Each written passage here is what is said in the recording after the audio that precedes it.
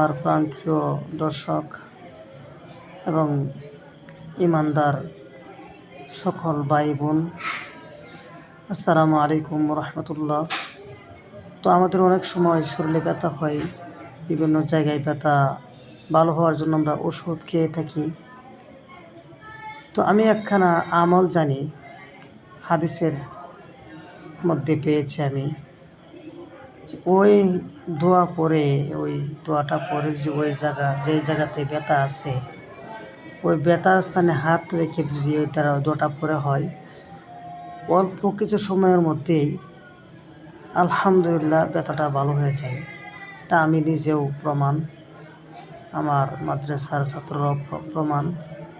তারা যখন কোনো জায়গাতে ব্যথা পায়, তো এই দোয়া পরে ঝাড়ফুঁক করার পরে অল্প কিছুক্ষণের মধ্যে পেট ব্যথা, মাথা ব্যথা, বিভিন্ন যত প্রকার ব্যথা আছে ভালো হয়ে যায় ইনশাল্লাহ।